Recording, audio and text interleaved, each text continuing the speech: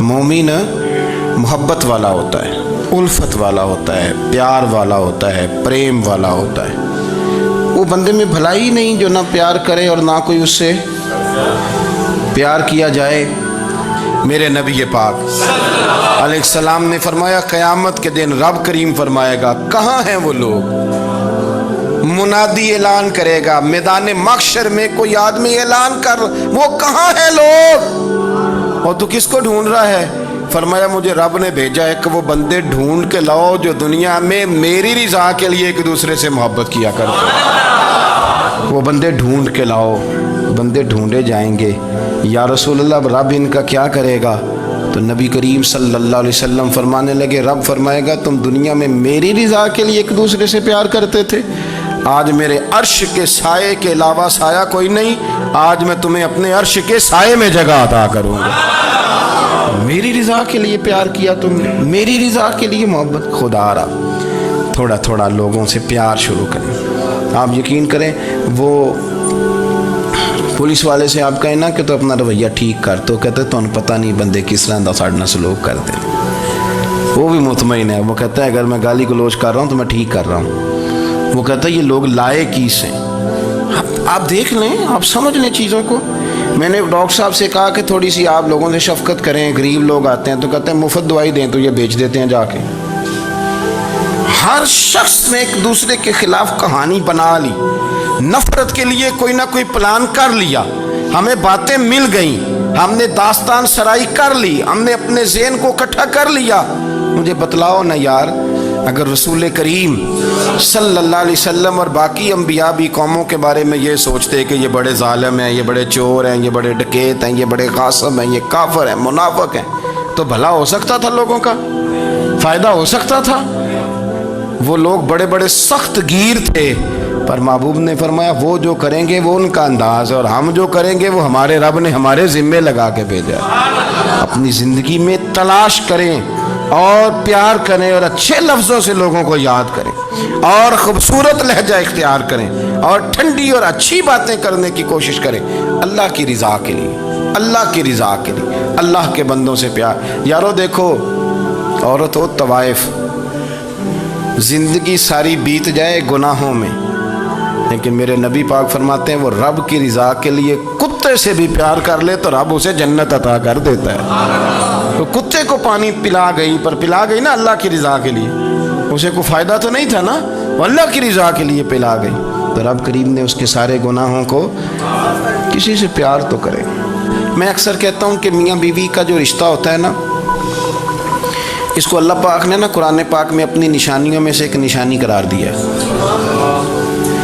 ان دونوں کی وجہ سے گھر چلنا ہے، بچوں کی پرورش ہونی ہے، نظام زندگی۔ آپ گھر سکون کے لیے جاتے ہیں، اطمینان کے لیے۔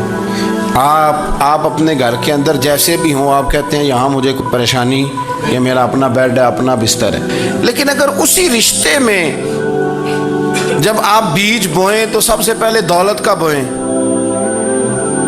اگر لڑکے والے یہ لالچ کرتے ہیں نا لڑکی کیا لے کے آئے گی، تو لڑکی والوں کا بھی لالچ ہوتا ہے کہ لڑکا کماتا کیا ہے، ان کو بھی پتہ ہوتا ہے کہ کتنے پیسے لاتا ہے، کیا کمائی ہے، کتنا کچھ جھاڑو پھیر لیتا ہے۔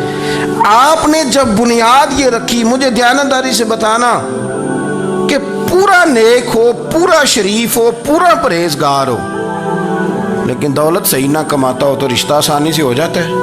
وہ بس سارا کچھ ٹھیک ہے، صرف کمائی تھوڑی سی کم ہے، وہ مشکل سے گزارا ہوگا، وہ کہتے ہیں نہیں جی نہیں، بھوکے تو نہیں نہ مرنا۔ کیوں؟ ہم نے اس کے اندر جب دولت کو شامل کر لیا، آ گئی دولت، تب جس رشتے کی بنیادی دولت پہ ہوگی وہاں آپ وفا تلاش کریں گے، وہاں آپ خلوص تلاش کریں گے، وہاں ہم للہیت تلاش کریں گے، اللہ کرے ہو جائے۔ لیکن وہ ہمارے مائنڈ سیٹ میں یہ بات ہوتی ہے کہ یہ جو معاملہ ہے یہ گڑبڑ ہے۔ اگر رضائے الہی مقصود ہو، اگر اللہ کی رضا مقصود ہو، حضرت فاطمہ بنت قیس ایک صحابیہ تھیں، انہیں طلاق ہو گئی، ان کے لیے دو رشتے آئے، ایک حضرت عبد الرحمن ابن عوف کا مالدار ترین آدمی تھے، اور ایک حضور کے غلام تھے، وہ بڑے غریب تھے، مسکین تھے۔ ان کے والدین کی خواہش تھی کہ عبد الرحمن ابن عوف سے شادی ہو جائے، وہ بھی تو بڑے نیک ہیں، پارسا ہیں، عشرہ مبشرہ ہیں۔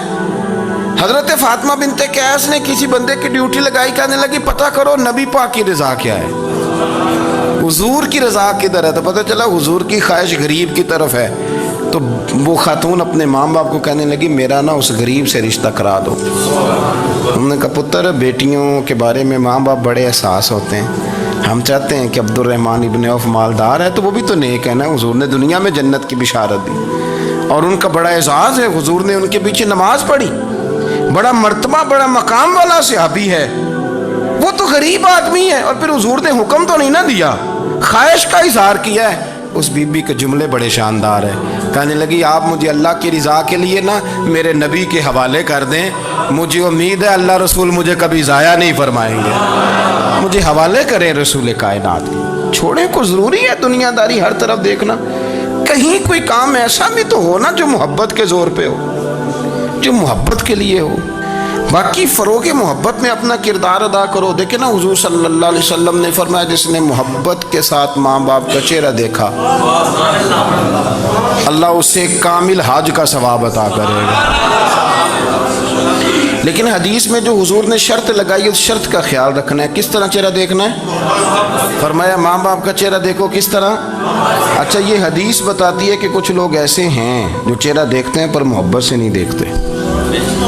ابا جی کی کچھ باتیں کڑوی بھی لگتی ہیں نا, تو کئی دفعہ کچھ بچے چہرہ دیکھتے ہیں پر محبت سے نہیں دیکھتے. تو حضور نے فرمایا تو محبت سے چہرہ دیکھ, تیرے رسول کا وعدہ ہے رب مقبول حج کا ثواب دے گا. صحابی عرض کرنے لگے یا رسول اللہ صلی اللہ علیہ وسلم اگر میں 2 دفعہ دیکھوں؟ تو حضور نے فرمایا 2 حج کا ثواب. اس نے کہا حضور میں دن میں 3 دفعہ دیکھوں؟ تو فرمایا 3 حج کا ثواب. اس نے چوتھی بار کی بات کی تو حضرت ابو ہریرہ فرماتے ہیں حضور نے فرمایا تو جو پوچھتا رہے گا اور میں بتاتا رہوں گا تو بات ختم نہ کریں. حضور حکم کریں, فرمایا تو 100 دفعہ دیکھ اللہ 100 حج کا ثواب عطا کرے. بات کو ختم کرتے ہیں. تو جتنی دفعہ دیکھ اللہ تجھے اتنے حج کا. شرط یہ ہے کہ ذرا پیار سے دیکھ, ذرا محبت سے دیکھ. خدا را کسی سے پیار تو کریں. اس سال میرے گاؤں کے میلے کی بھیڑ میں جو گم ہوا وہ ایک بھکارن کا لال تھا. اس غریب کو تلاش تھی متاع خلوص کی اور مخلوق چپ رہی کہ یہ مشکل سوال تھا. یار کوئی شخص ایسا بچا ہی نہیں جس سے لوگ امید کریں, توقع کریں کہ مجھے یہ اپنا کندھا دے گا میں سر رکھ کے رو لوں گا. کوئی ایک ایسا شخص ملا ہی نہیں جس کے بارے میں لوگ کہیں کہ بڑا مخلص ہے. یار اتنی بڑی میرے محبوب کی امت, ہر حکومت غلط, ہر شخص غلط, ہر بندہ برا, ہر جماعت بری. اللہ کی رضا کے لیے کچھ لوگوں کے لیے فروغ محبت کا بھی فریضہ سر انجام دیں. کیسے لوگوں کو یہ بات سمجھائی جائے؟ حضرت ابو ادریس خولانی رضی اللہ تعالیٰ عنہ تابعی ہیں. حافظ منذری نے الترغیب و ترہیب میں لکھا ہے, فرماتے ہیں کہ حضرت ابو ادریس خولانی کہ میں دمشق کی جامع مسجد میں گیا تو میں نے ایک چمکدار چہرے والا, سیاہ داڑھی والا, چمکتے دانتوں والا خوبصورت نوجوان نبی پاک کی حدیثیں بیان کرتا دیکھا. اس کے چاروں جانب حضور کے غلام بیٹھے تھے. میں نے ایک شخص سے کہا یار بڑا حسین چہرہ ہے, بڑا ہی خوبصورت انداز ہے, کون ہے بندہ؟ انہوں نے کہا آپ نہیں جانتے, یہ صحابی رسول حضرت معاذ ابن جبل ہے رضی اللہ تعالی عنہ. حضرت معاذ ابن جبل کا انتقال بھی کوئی 40 سال کی عمر سے پہلے ہو گیا تھا, لیکن ان پر حضور کا اعتماد اتنا تھا کہ حضور نے اپنی حیات ظاہرہ میں گورنر بنایا انہیں. صوبے چمکدار دانت, حدیثیں بیان کر رہے ہیں. حضرت ابو ادریس خولانی رضی اللہ تعالیٰ عنہ کہتے ہیں رش بڑا تھا. میرے دل میں خواہش ہوئی کہ آج تو لوگ زیادہ ہیں, کل آؤں گا ملاقات کروں گا. کہتے ہیں اگلے دن میں اپنی طرف سے سب سے پہلے گیا, پر حضرت معاذ ابن جبل تو مجھ سے پہلے مسجد میں موجود تھے اور وہ نفل پڑھ رہے تھے, اللہ اللہ کر رہے تھے. تو میں نے ان کے ساتھ سلام لی. فرمانے لگے کیسے آئے ہو؟ تو میں نے کہا حضور کل آپ کو دیکھا ہے, آپ کی باتیں سنی ہیں, تو گویا آپ کا تو چہرہ ساری رات میری آنکھوں کے سامنے رہا, تو میں تو سویرے زیارت کی غرض سے حاضر ہوا ہوں. اللہ کی رضا کے لیے مجھے آپ اچھے لگیں, اللہ کی رضا کے لیے. کوئی بندہ ایسا بھی تو ہو نا, کوئی غریب, کوئی مسکین, کوئی عالم, کوئی صوفی, کوئی درویش, کوئی ذاتی تعلق نہ ہو, تعلق کیا ہو؟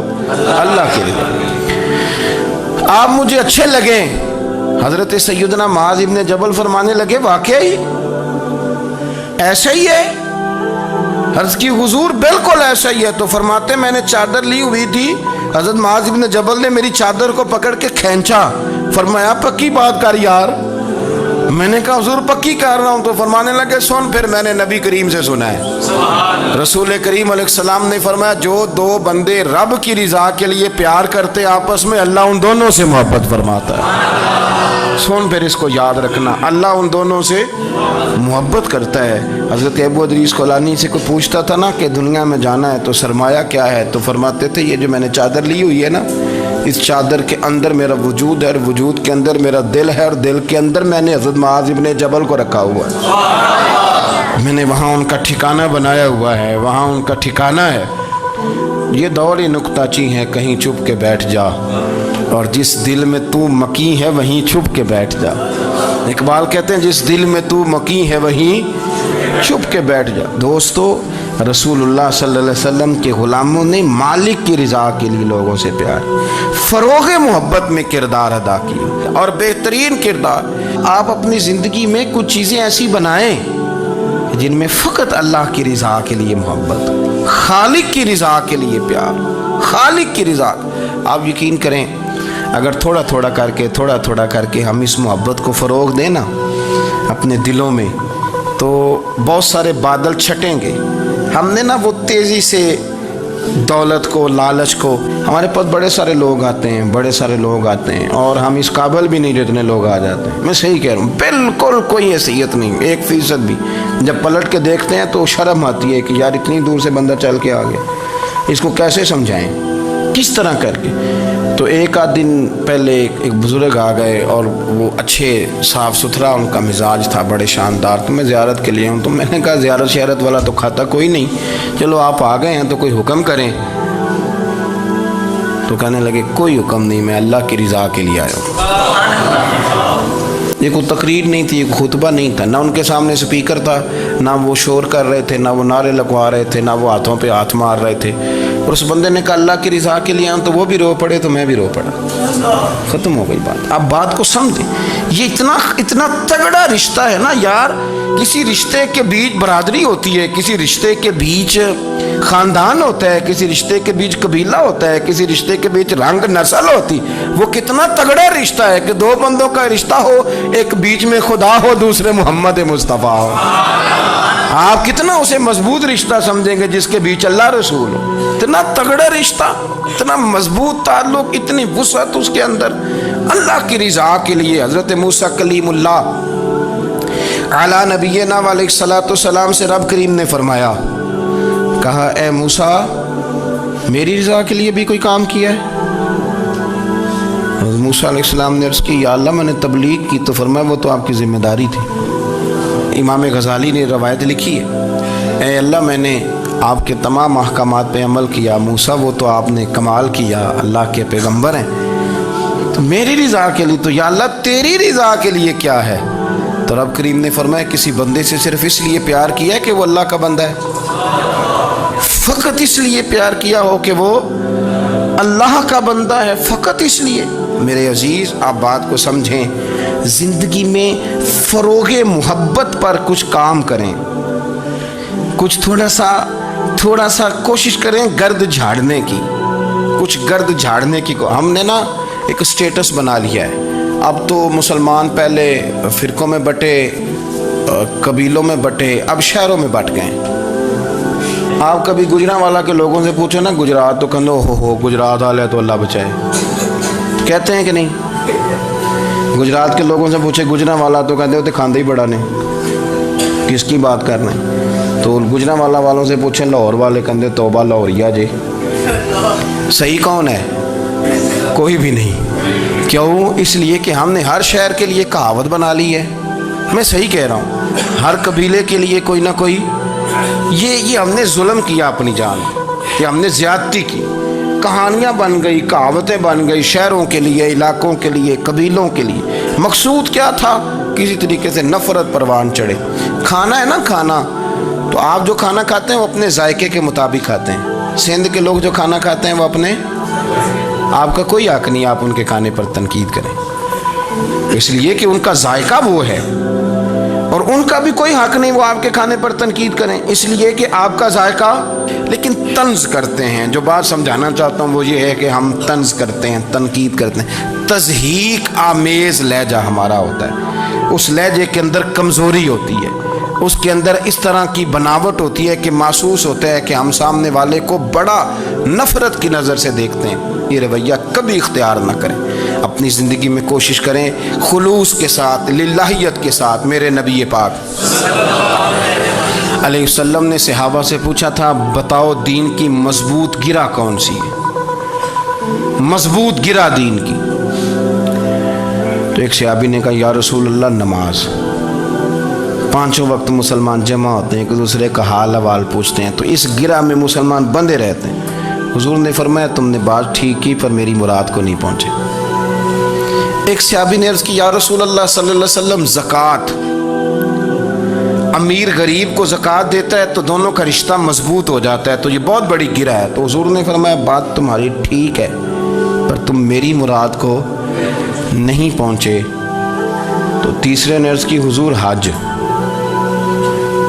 مختلف رنگوں کے، قبیلوں کے، نسلوں کے، علاقوں کے لوگ آتے ہیں، ایک ہی لباس پہنتے ہیں، ایک ہی بولی بولتے ہیں، لبیک اللہم لبیک، تو یہ بہت بڑی مضبوط گرہ ہے۔ تو نبی پاک صلی اللہ علیہ وسلم نے فرمایا بات تمہاری ٹھیک ہے پر تم میری مراد کو نہیں پہنچے۔ تو صحابہ نے عرض کی حضور پھر آپ ہی بتا دیں کہ اسلام کی مضبوط گرہ کون سی ہے جس میں مسلمان جڑ جائیں گے؟ تو نبی پاک نے فرمایا مضبوط گرہ محبت ہے، اللہ کی رضا کے لیے پیار کرو، لوگوں سے پیار کرو۔ کوئی بندہ پھر تمہیں تلخ بھی ملے گا نا تو تم چونکہ اس کے لیے نہیں کر رہے، اللہ کے لیے کر رہے، تو پھر تمہارے لیے سہنا بھی آسان ہو جائے گا، دیکھنا اور پرکھنا بھی آسان ہو جائے گا۔ رضائے الہی کی خاطر لوگوں کا پیار، بخاری مسلم میں ہے، نبی پاک علیہ السلام نے فرمایا ایک شخص اپنی بستی سے چلا لمبے سفر پہ دوسری بستی جانے کے لیے، تو رستے میں فرشتہ ملا انسانی شکل میں۔ اس نے پوچھا کہاں جا رہے ہو؟ اس نے کہا اپنے بھائی سے ملنے جا رہا ہوں۔ فرشتہ پوچھنے لگا اس کا کوئی احسان ہے تمہارے اوپر، کوئی لین دین ہے؟ اس نے کہا نہیں۔ تو کہا پھر کیوں اتنا لمبا سفر کر رہے ہو؟ تو کہنے لگا یار میں اللہ کی رضا کے لیے اس سے پیار کرتا ہوں، اللہ کی رضا کے لیے تو اس لیے جا رہا ہوں۔ تو سنیں یہ بخاری مسلم کے لفظ ہیں، حضور فرماتے ہیں وہ فرشتہ کہنے لگا سن پھر میں انسان نہیں، میں فرشتہ ہوں، اور مجھے رب کریم نے بھیجا ہے یہ کہنے کے لیے کہ اگر تم دونوں اللہ کی رضا کے لیے ایک دوسرے سے پیار کرتے ہو تو اللہ تم دونوں سے پیار فرماتا ہے۔ اب یہ محبت فروغ کیسے پائے گی؟ اس کے لیے ایک تو یہ کہ اپنے دل کو تھوڑا سا سمجھائیں۔ آپ ارادہ کر لیتے ہیں نا، جب ذہن بنا لیتے ہیں کہ میں نے کوئی خدمت کرنی ہے، ذہن بن گیا، تو پھر اس کے لیے 2-3 لاکھ روپے 4 لاکھ روپے لگانے کی ضرورت نہیں ہوتی۔ پھر بندہ سٹاپ پہ کھڑے ہوئے کسی بابا جی کو پوچھتا ہے کہاں جانا ہے، تو کہتے ہیں میں نے ذرا یہاں قریب ہی جانا ہے، رکشہ تلاش کر رہا ہوں۔ تو آپ کا ذہن بن گیا نا خدمت کرنے کا، تو موٹر سائیکل پہ بٹھایا تو گھر چھوڑا ہے، واپس آئے تو دل بڑا ٹھنڈا تھا۔ لیکن آپ یہ بھی کہہ سکتے تھے کہ بابا جی بچے کیا کرتے ہیں سعودی عرب میں، تو یہ 200 روپیہ رکشے کو دیں، گھر چھوڑ آتا ہے، بچے اتنا کماتے کس لیے؟ دونوں باتوں میں فرق ہے۔ میری بات کی سمجھ آ رہی؟ آپ اللہ کی رضا جب اپنا لیتے ہیں تو پھر کوئی کہانی جنم نہیں لیتی، لیکن جب یہ رنگ نہیں ہوتا پھر کہانیاں ہیں، پھر داستانیں ہیں، پھر بڑے بڑی باتیں، پھر بڑے بڑے لمبے لوگوں کے پاس پلاننگ ہے۔ اس طرح نہ کریں، پیار تقسیم، اور ایک تو یہ کہ خود اپنے دل میں اچھی سوچیں رکھیں، دوسرا یہ کہ لوگوں کو بھی کہیں۔ جب آپ کے سامنے لوگ بات کر رہے ہوتے ہیں نا، میرے سامنے ایک صاحب نے کہا کہ وہ ہمارے جو محلے کی مسجد ہے نا اس کا خزانچی مولوی صاحب کے ساتھ مل کے 40 لاکھ روپیہ کھا گیا۔ میں نے اسے کہا یار بڑی پکی فگر یاد ہے تجھے، پورے 40 لاکھ ہی کھا گئے اور طے ہے۔ تو میں نے کہا کوئی اس کی دلیل؟ کہنے لگا جی بڑے پیسے کھائے ہیں، سب کو پتہ ہے۔ میں نے کہا سب کو پتہ ہونا کام نہیں، اس پر باقاعدہ شرعی گواہ ہونے چاہیے، کہہ دیتے ہیں نا۔ میں نے اسے کہا کہ چلو چھوڑو ساری باتیں، تم نے کتنے دیے تھے؟ کہنے لگا میں نے تو کوئی نہیں دیا۔ تو میں نے کہا اگر تو نے کو دیا تو چل میرے ساتھ، میں تیرے تو واپس کراؤں، اور اگر تم نے نہیں دیا تو پھر اللہ سے ڈر، اس لیے کہ بہتان بڑا سخت جرم ہے، صبح قیامت اس کا بڑا سخت حساب دینا پڑے۔ اللہ سے ڈر، یہی حال ہماری اخباریں کرتے ہیں، جس کے اوپر مرضی جو مرضی ڈال دیا، کون سا کسی نے پوچھنا ہے؟ صحیح کہہ رہا ہوں میں؟ جو مرضی. اور اب سوشل میڈیا جب سے آیا ہے پھر تو کسی خبر کی کسی تصدیق کی کوئی ضرورت اور نہ پوچھنے والا پوچھتا ہے کہ یہ خبر کہاں سے آئی. بہت سارے لوگوں کے مرنے کی خبریں چھپ جاتی ہیں اور وہ وضاحت کر رہے ہوتے ہیں نہیں جی میں بالکل موجود ہوں، میں بالکل زندہ ہوں، کوئی ایسا مسئلہ نہیں ہے. تو اچھا اس طرح جب کوئی بندہ کر رہا ہو تو پھر آپ کیا کریں؟ پھر اس کو سمجھائیں. میں نے بھی اس دوست سے گزارش کی، میں نے کہا آپ غلط ٹریک پہ چڑھے ہوئے ہیں، یہ طریقہ درست نہیں ہے. اگر آپ کے پاس پروف ثبوت ہے تو پھر بھی مجھے بتانے کی ضرورت نہیں تھی.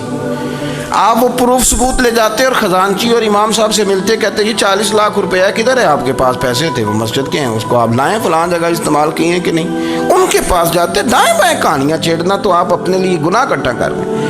نبی پاک صلی اللہ علیہ وسلم کی حدیث سن لیں اور اس کو ہمیشہ یاد رکھنا ہے. آپ حضور نے فرمایا اگر تو نے کسی شخص کی ایسی جگہ توہین کی جہاں اس کی عزت بنی ہوئی تھی، تو نے کسی کو ایسی جگہ رسوا کر دیا جہاں اس کی عزت، کسی نے آپ کے سامنے آ کے کسی آدمی کی تعریف کی تو نہیں تمہیں نہیں پتا میں بتاتا ہوں. حضور فرمانے لگے اگر تم نے کسی شخص کی ایسی جگہ توہین کی جہاں اس کی عزت بنی ہوئی تھی تو رب بھی تمہیں اس جگہ رسوا کرے گا جہاں تمہاری عزت بنی ہوئی ہو.